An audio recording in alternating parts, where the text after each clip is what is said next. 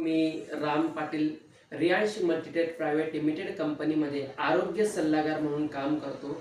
आज मी आलेलो आहे या ठिकाणी डोंजे या गावामध्ये आणि या गावामध्ये बाबांना एक 3 महिन्यापूर्वी आपण अमृत ज्यूस दिलं होतं। पण ॲक्च्युली आपण बाबांना विचारूया की 3 महिन्यापूर्वी काय त्रास त्यांना होता आणि आता काय त्यांना फरक पडलेला आहे। आपण हे बाबांच्या तोंडून आपण ऐकू या ठिकाणी त्यांचा रिझल्ट। सो नमस्कार बाबा। नमस्कार। तुमचं नाव सांगा। माझं नाव पांडुरंग गणपत भरेकर। यस सर, त्या ओके।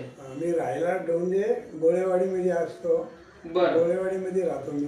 ओके। आता मला सांगा, अमृत ज्यूस घेण्या अगोदर तुम्हाला काय त्रास होता? आता हे अमृत ज्यूस घेण्या अगोदर माझी शुगर होती 350 350 शुगर, 350 300 अशी असायची।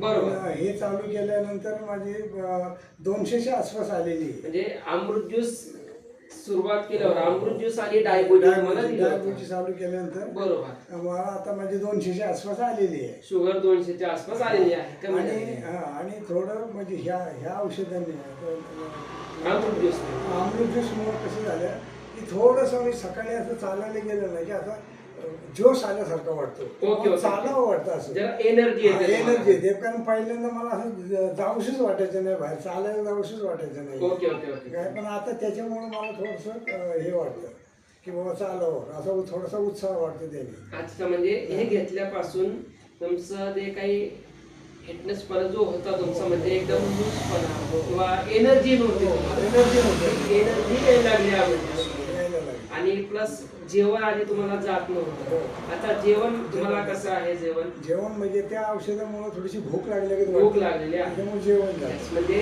त्याचा रिझल्ट तुम्हाला बऱ्यापैकी चांगला आलेला आहे। आता मला सांगा, तुम्ही लोकांसाठी काय मेसेज देणार? हे अमृत ज्यूस त्यांनी घेतलं पाहिजे, जरूर घेतलं पाहिजे। अमृत ज्यूस प्रत्येकाने घेतलं पाहिजे, कारण हे औषध इतकं गुणकारी आहे की तुम्हाला जर थकवा वगैरे जाणवत असेल ना, तर तुम्ही जर एक 3-4 दिवस चालू केले असेल तर तुम्हाला त्याचा फरक लगेच जाणवतो।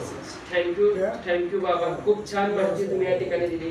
मित्रांनो, तुम्ही बघू शकता आपला रियांश अमृत ज्यूस किती जबरदस्त रिझल्ट लोकांना देऊन जातोय, लक्षात घ्या।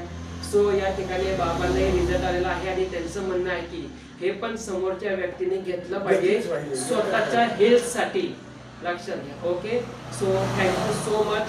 हर हर रियांश, हर घर रियांश।